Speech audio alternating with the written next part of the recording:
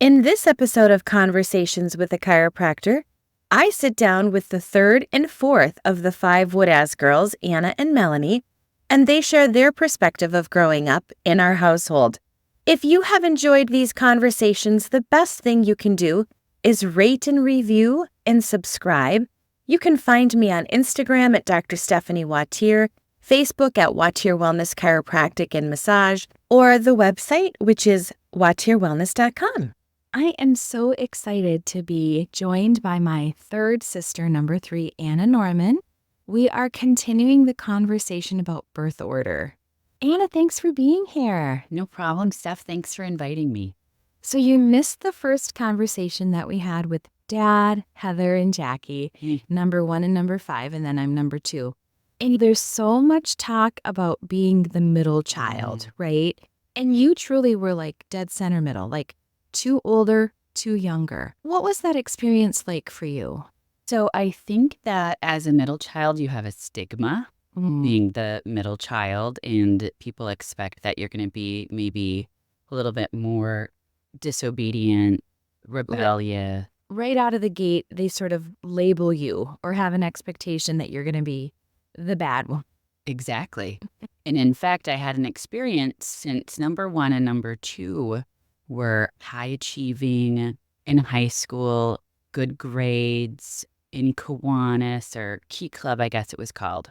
So as an adult and a mother, because I think I had a toddler on my lap, an old man that lived by me came walking around to my porch and he said, "Oh, you're a Woodaz." I said, "Yeah." And he's, "Which one are you?" And he had been your Key Club advisor. Oh, was it?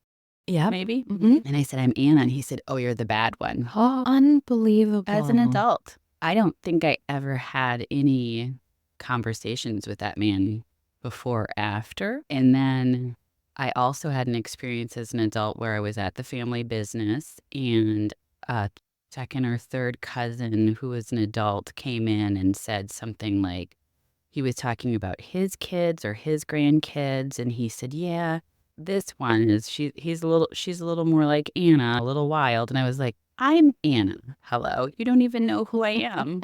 You don't even recognize me. And you're talking about me." So I felt like there was a stigma, maybe not unjustified. I remember as a child, you and Heather played piano. I didn't want to do that. I wanted to be different. I didn't want to be compared. I wanted to be separate and different from you guys.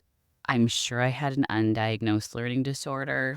You guys were smart and I was struggling in school.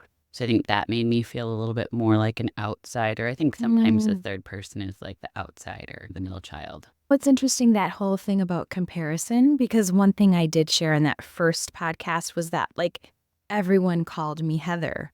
People, like, it's no, she was here last year. Like, I'm the other sister. So, and I do feel like innately, like, I pushed myself to succeed for attention. I don't think that I was really naturally smart. I really feel like I'm just very much like an average student, but I pushed myself. Yeah, you tried hard, and I just was up against a lot of roadblocks, not understanding certain things, like in school. Well, in the 70s and 80s, we did not have the resources that we have now, nor did we have the understanding or the acknowledgement of learning disorders. And still to this day, if you go to a small parochial school, as they told me when I had a child who had a learning disorder, we don't have to comply with those laws. We don't have to test. That's ridiculous. I mean, that's a whole nother podcast, I'm sure, about that experience. Well, that was in 2008. Yeah. That was recent. I mean, that was the environment that was my school. So they weren't going to test me or anything. Right. We were or give me raised. help. We went to a Catholic school from kindergarten till 8th grade. Mhm. We maybe would have gone to high school had they offered it, but the high school wasn't available then. They didn't have a Catholic high school. Thank God. What was your transition like from the Catholic school to high school? Well, I think by the time I was in high school, I didn't want to be just another cookie cutter Woodaz girl. I felt different. And you too. I wasn't a canter.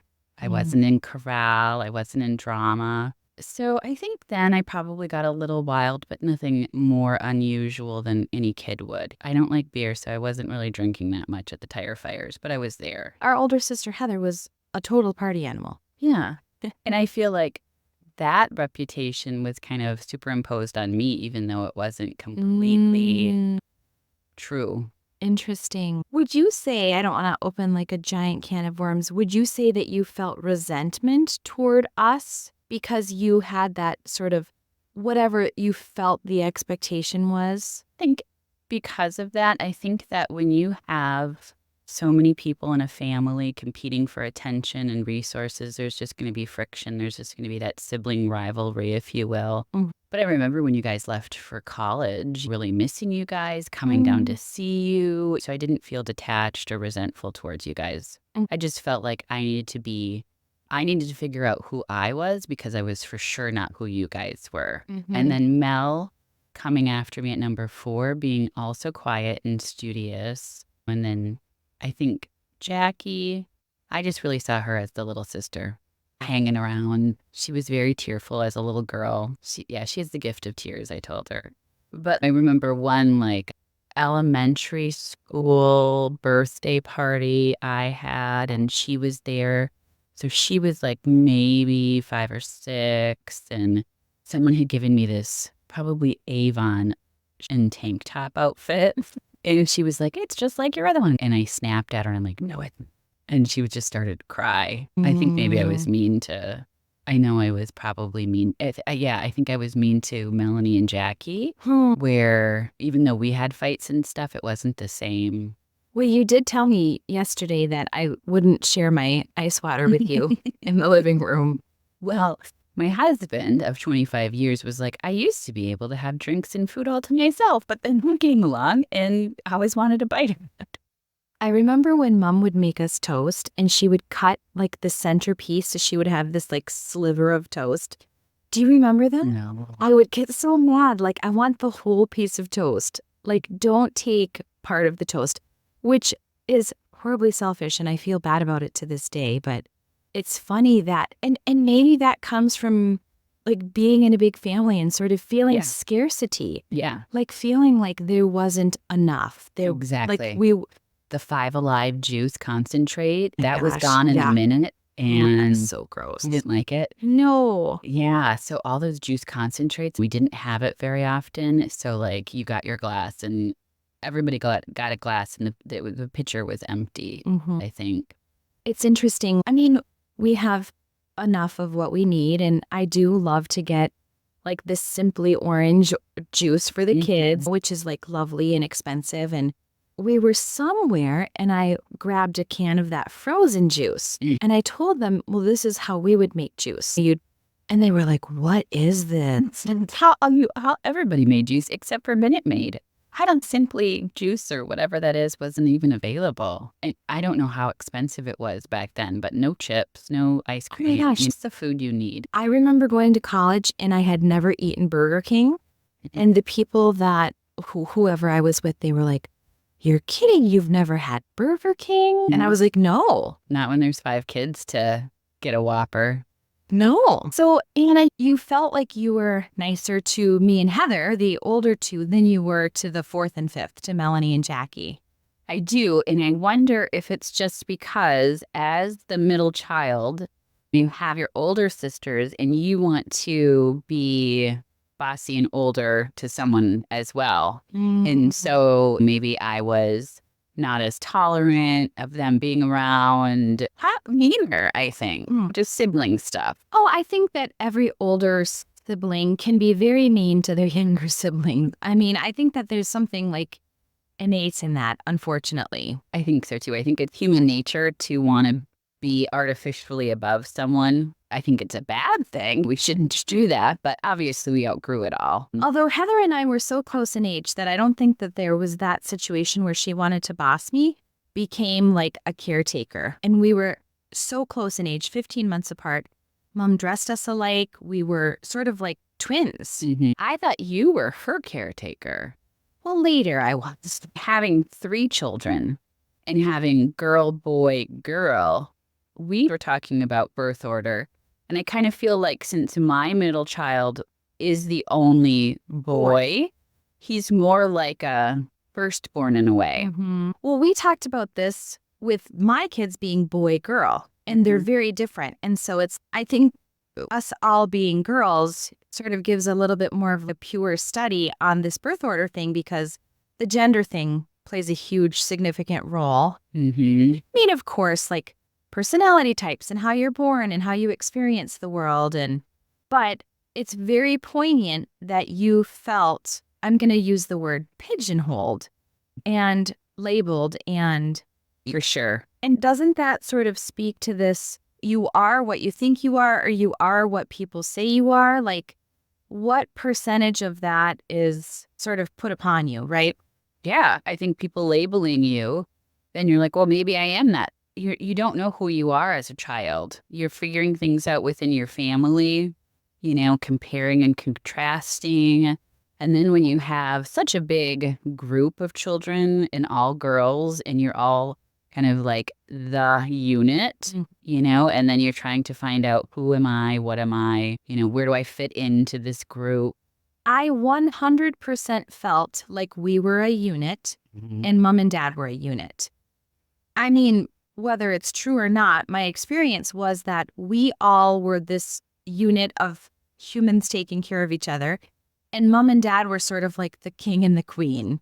Yeah, and I think that was the parenting style at that time. I don't think parenting was a verb when they were raising us. It was they are the parent, they are the authority of the house. This is my house. Right. We heard that a lot. Yeah. This is not your house, this is my house. What else did we hear a lot from them? Well, the one that I think all mothers say eventually is don't cry or scream unless there's blood because kids cry and scream constantly. I get it now. There was a lot of these are the rules and this is what we want from you guys. And if you get pregnant. Oh, I remember that. Like I was going to go there. I was going to be like, I vividly remember dad saying, if you get pregnant, don't come home. Yep. Like you get pregnant, don't come home. If you marry someone or date someone of a very specific different religion, we're not going to accept it. If you are homosexual, don't come home. It was a lot of, these are the rules. And if you don't fit into this, just don't think you're going to be part of this family anymore. Kind of harsh. Yeah, I think it was harsh. And I think there was a lot of punitive style of parenting. I mean, as simple as and easy as this sounds, like waking up and the television not being on the TV stand because we were being punished for something. And a family meeting. Do you remember the family meetings? I remember the family meetings. I remember not knowing what words were and having to look them up in the dictionary. I remember having to sit across from you a couple times and we would just have to stare at each other. I don't know what they thought that was going to do for us fighting. Because obviously everybody fought. With classical music playing, right? I think we had to look at each other with classical music playing in the background. I mean, I think they were spitballing. They didn't have a plan. But they knew specifically what their values were. And they made it clear, and they weren't going to accept us if we didn't conform to those values. I think that dad had that very authoritative style. And I think when it was maybe just Heather and I, or maybe you just came along, I feel like mom didn't want to be that harsh, but sort of had to kowtow to dad to comply to what he wanted. Well, there's that component of you have this, like you said, they were a unit. They had to figure their stuff out together. Yeah. And as someone who's been married for 25 years, there are certain things that you have to compromise. But yeah, for my kids, I was like, whatever happens, just come to me and I'll be helpful to you. Not like you're going to be out on the street. I think what I've tried to do as a parent, which I didn't feel growing up, is like unconditional love. Like I want my kids to know unconditional love. In fact, I have this sign up in our kitchen that says, we will always be a family. Like no matter what, I will always love you. Yeah. There will always be love. Right. And I didn't feel that way. I don't know that they meant it to make us feel separate from them and fearful of them. I think they just were like, we have to make sure that these kids grow up the way they're supposed to. So we're going to be threatening.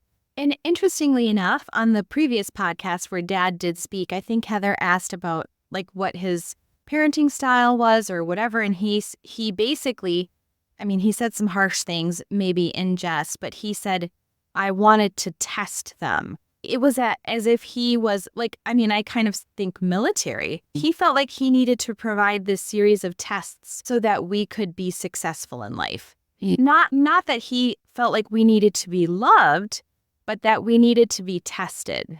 And I wonder if that is just a style of parenting that a lot of men specifically had with kids from the 70s, 80s. Like, they didn't have to show love. I don't know that they were ever encouraged to show emotion. Oh, it's generational. Definitely generational. And maybe the pendulum has swung a little too far where parenting now is very passive and there's no adults in the room sometimes. Exactly. And children are not taught to respect their elders and children are not taught to, Right. Sometimes everyone's opinion counts and sometimes it doesn't in a family unit. Sometimes the people who pay the bills really do have the final say. The parents who have all the responsibility times don't do what their kids wish they would do, but that's a fact of life. Someone's got to be the boss. And not that we're like dogging mom and dad. I don't want this to be like a bashing. I was born in 1970. Mom and dad were very poor. They got married when they were 22. They had Heather 1 year after they got married. Mom was from Minneapolis, a big city life with a very pretty much wealthy upbringing. Grandpa was a plumber, but they had a big, beautiful Victorian. They had a cabin up north and then Dad came from a farming family where he was one of 10 kids. They were very poor. You meld those two life experiences at a young age, and then they had to figure it out. Right. They had to figure it out. They wanted us to be good people. They truly believe the doctrine of the Catholic Church. There was a lot of that stuff that was just that they were saying, you can't do that. You can't be part of the family if you do that. I felt like a lot of that came from the religious upbringing. And interestingly enough, Mom was not raised Catholic. She was raised Congregational. And she became Catholic in order to marry Dad so that they could get married in the Catholic Church. Yeah. So Mom was Congregational, which is just kind of, I felt like a loosey-goosey Christian, like, group of people. Episcopalian, Presbyterian. They were very active in their church with the things that Grandpa Curdy could do as a plumber and stuff. But what I heard from Grandma Woodaz was that she, if I remember, was either Lutheran or Methodist, but she wanted to go to CCD, a Catholic catechism class. I don't know if she had to do something, either because it was just on one day or so for some reason as a teenager, it was more convenient for her, or maybe there was someone cuter or something. So she kind of converted for social reasons. But looking back at the old videos, everybody went to First Communion. All of the aunts, I remember seeing them in the First Communion dress. We had the First Communion dress that most of us got our First Communion in. I think he was raised in the Catholic Church a little bit, however that meant for them. And then, I think it just kind of went by the wayside. But Danny, the youngest of the 10, he was the organist at the Catholic Church. So I think Grandma and Danny would go to services at St. Rita's or wherever it was. And I do think that probably as time went on, Grandma seemed less quote unquote religious, right? She wasn't the grandmother that had the rosaries at the table. But she had the picture of the Pope. That's true. But he was Polish. That was Pope John Paul II. That's true. So I felt like there was that Catholic and Polish aspect. Because then we would go to the polka masses in Munising. And that was when there was a lot of, I don't know if you remember, but like solidarity, like with the Polish people. But I think that Polish Catholic heritage, like that's tied in together. Culture. Yeah, not like the Orthodox Catholics, but like the Polish Catholic. Right. Yeah. We'll go have a polka mass and drink beer and Absolutely. So I think we all see things, our collective history from our own perspective and point of view and how we experienced it. So Melanie would have a very different recollection of things maybe than I would at the farm. Recollections of Right. her childhood. So Mel, why don't you join us and tell us about being number 4 of 5? Melanie, thank you so much for joining us. Absolutely. Thanks for having me. So you are the 4th out of 5 children of this Woodaz girl clan. Yes. And listening to you, I think we had a wildly different childhood. Don't remember anything you guys are talking about. Tell me about your perception or your experiences. I definitely didn't think that Grandma Woodaz was Catholic. I thought Dad converted when he and Mom got married. And I didn't even think that they got married by a Catholic priest. I know he was drunk and he put the wrong date on their marriage certificate. And Mom used to joke that she didn't think they were even married. He was like a falling down drunk alcoholic. Wow. As unfortunately many priests were. Hmm. Because I was a waitress at the terrace and priests would come in and drink one drink after the other. I did not know that. Tell me a little bit about your experience as being number 4. I felt like you and Heather were like a pair and older. And Anna didn't like me from the minute I was born, for sure. I think she would consolidate that fact. And me and Jackie just played. You and Jackie became like a unit, sort of like Heather and I became a unit or were a unit. We were a unit, but I don't think we were like emotionally as close as you and Heather, but we had no one else to play with. So we had to play with each other. I had to play Barbies with her and she had to play school with me. And I remember this fact very vividly. So you came to Michigan State at 18 years old, Yeah. and I vividly remember, so I was, who knows how old? Was I a nurse at the time? You were 6 years old. You were 24 and you were a nurse in Lansing at the hospital and you lived with that old lady. Remember, you were caring for her. I do remember. Mm-hmm. But what I remember about our relationship is you saying to me, now I left home when I was 12 and I'm not 12 anymore. So don't treat me like a child. I said that to you? You did. I said I left home when I was 12. I left. Oh, you were, when You you left home when I was 12. yes. That's I know. so funny. You like set the record straight. Wow.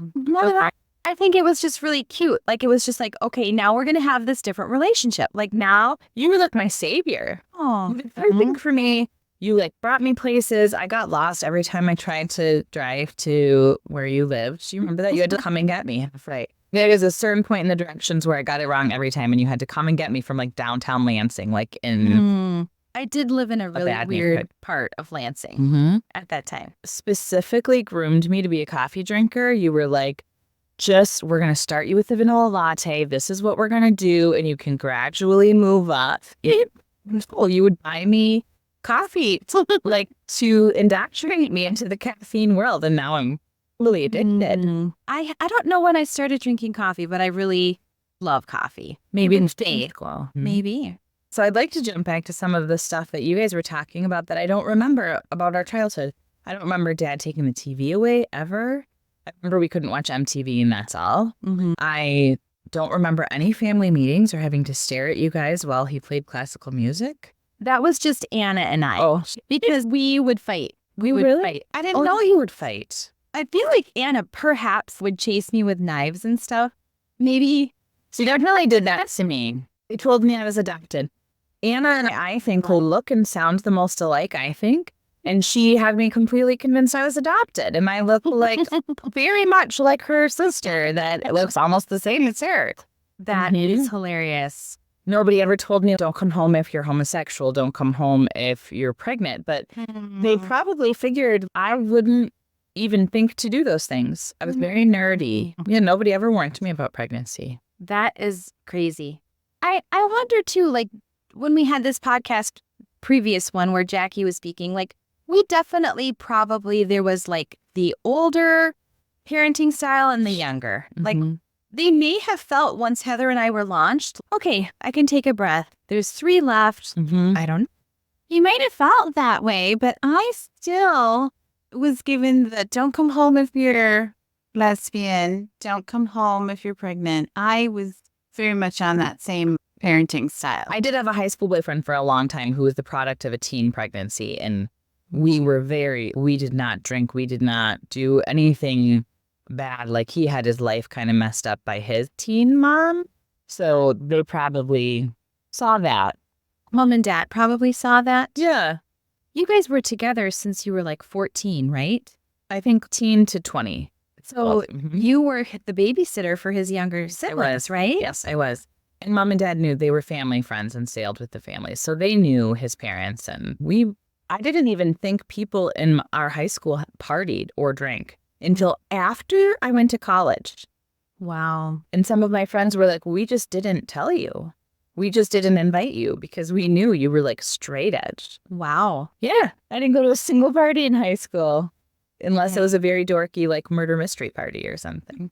Maybe I was Lowland. Maybe I was like an airhead, like just not even noticing my surroundings. You had your head in the book and you were always reading. You were always were Belle. You were Belle. I was. You guys used to tease me so hard about being a nerd, and I don't think I'm smarter than any of you. I'd agree. Well, you did love to read. I did. Like, I was always reading when I was young. That is one thing I do remember is that I wanted to be outside. I wanted to be sunbathing. I wanted to be You at can the sunbathe beach. and read a book. You could even read a book at the beach. I didn't want to. And you know what else? I think when I was like 11 or 12, but really young, I started babysitting for the neighbors every Friday and Saturday night. Because the Schechters, because they owned that restaurant. And I did that until I was, 16 or 17. So not only was I not partying, I was next door caring for a toddler, and our parents could see what I was doing through the window. What restaurant did they own? The Dust. Okay. So they could physically see what I was doing because I was next door babysitting. And other than that, I was reading. So maybe that's why I didn't get the lectures. Not that they were like coddling me. But Yeah. I just went on. I just went merry way. That's true. Mel, what else would you say about your childhood? If someone was going to ask you, what was your childhood like? I would probably say small town standard. We went to like small private school. So I had the same small group of friends going all the way up until high school. And then pretty soon into high school, I started dating a boy that we stayed together for a long time. And we were very clean cut together and just very cognizant of what could happen if we made stupid decisions like his mom did. As soon as I stopped babysitting every weekend for our neighbors, I became a nanny for a family a few blocks away that mom and dad also knew. So I think they really did have their thumb on what I was up to. You know what I mean? Yeah. I really only hung out with the children of people they knew and they were like social with. And then I was home. That was about it. What do you think helped to make your decision to be a teacher? Like, For sure, my love of books. We grew up next to the library. Apparently, I'm the only one who solicited the library. And then once I started babysitting, I spent all my money on books. I would walk up to the bookstore like 6 blocks away and I would buy books. you are not the only one who solicited the library. I was deemed the overdue book girl by one of the meanest librarians ever known to humanity, shamed me, and no offense, you know what? I didn't go to a birthday party because I couldn't find my shoes. I think that we were a little bit living in chaos. Oh, there was chaos. Do you remember mom used to take pictures and have them developed of our messy rooms to try to shame us into cleaning? That's a very good point, but this is Anna, and I'd like to go back to the fact that you think you're the only one who went to the library. Apparently. I know, and so I'm setting it right. Okay. Because Stephanie, Mrs. No. Maybe that's why I didn't love to read, because I was so shamed for bringing my library books late. But you know what? That is not a child's responsibility. I am sorry. When you're like 6, 7, 8, do you even know what the date is? Do I even know it's the 14th of August and I need to bring a book? Only if you're Aiden. I mean, You sound a little bit scarred about that, but he was a mean librarian. They were not nice. listen, it probably was after you that the basement children's section with Mrs. Fatante. She probably came after you, and she was the most wonderful person. And she even remembered me when I went to Lego Club with you. Yeah, like a couple years ago, she Yeah. remembered Melanie. 35 years later. I rent books from the sorry, I'm library. I Really need to drive this point home. And I was at the library often to check out books. But also at one point I was a volunteer and I was like stamping the little card as they came in. And our dog Bambi would always go into the library because it was chaos. We had dogs that would run away all the time. And the library was just across the street. They would leave the door open. The dog would get in. They would call our house We were and not say, good pet owners. they would say, your dog's in the library, and I would have to go get it.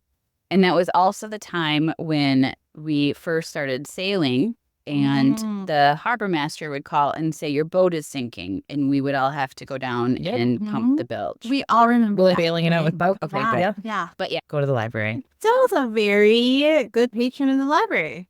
You're definitely an avid reader. I just I go to the library little. mostly for DVDs now. If I had to give somebody like a category name, I would say that Anna was the artistic one. I remember you being very artistic, drawing and not artistic. Drawing. I took art classes at the Boniface Art Center.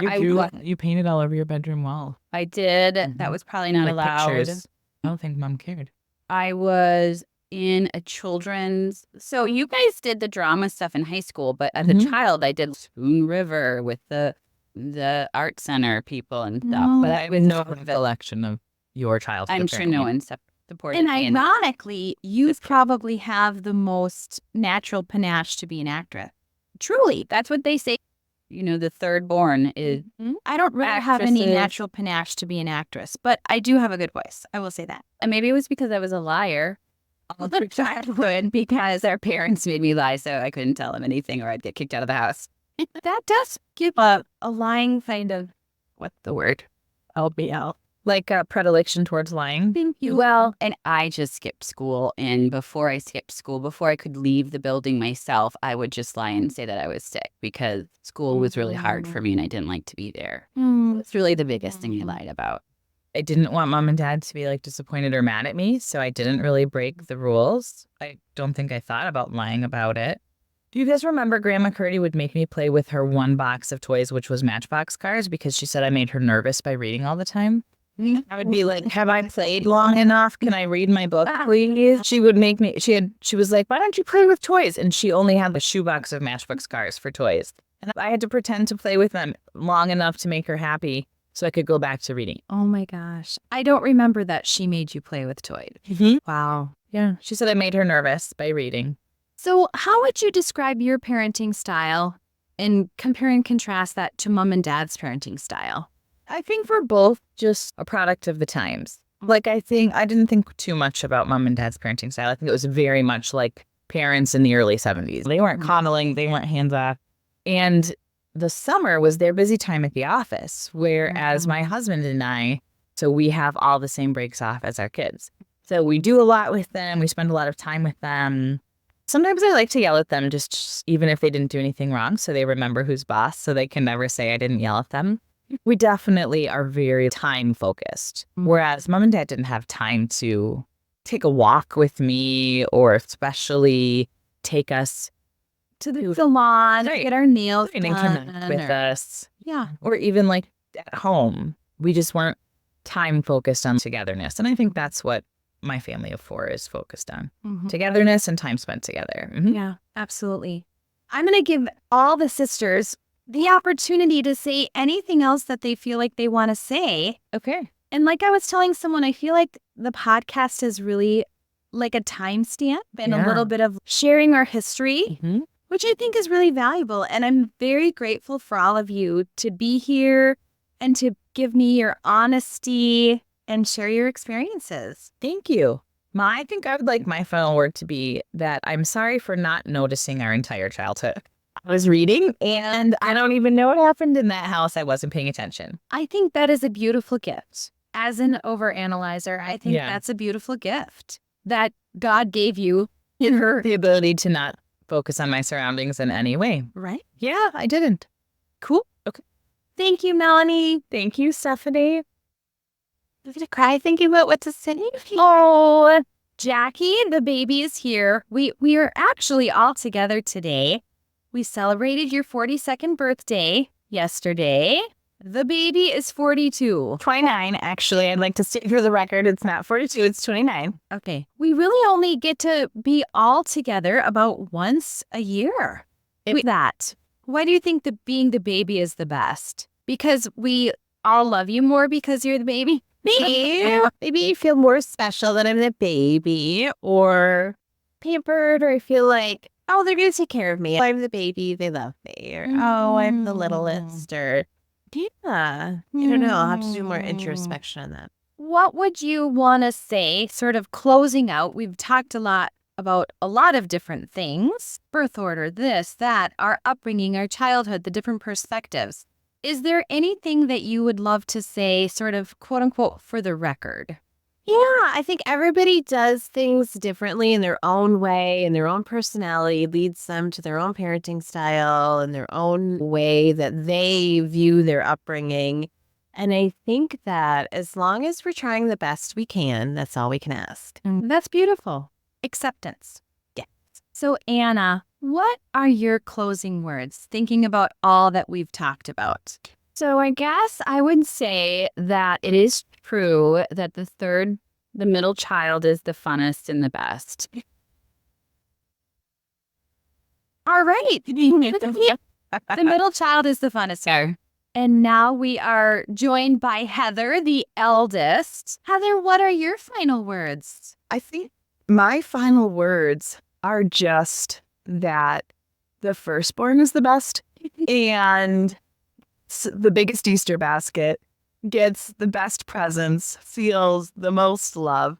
I feel just a little bit bad for everybody who comes after the firstborn, but I also think a very ironic thing happens. After you have siblings, you grow up in your childhood, I really think the characteristics of birth order start to blur. Stephanie, you're the secondborn, but you continue to take care of all of us, much like a firstborn. And then in a lot of different ways, I see leadership characteristics from all 5 of us. I'll end on one funny statement. I was the oldest of 5 girls, so when I was younger, I determined it was my job to take care of all of you. And I would say to you, you ask me first if you want to go out, if you want to do something, if you want to have something to eat, you ask me. Our mother said, Heather, the girls have a mother. You're not their mother. And I'll never forget that she said that because I just dubbed myself the mother of the 4 younger children. So it's very wonderful to have a pod of 5 girls and someone to do life with. So I would say if you're considering how many kids to have, don't just have one.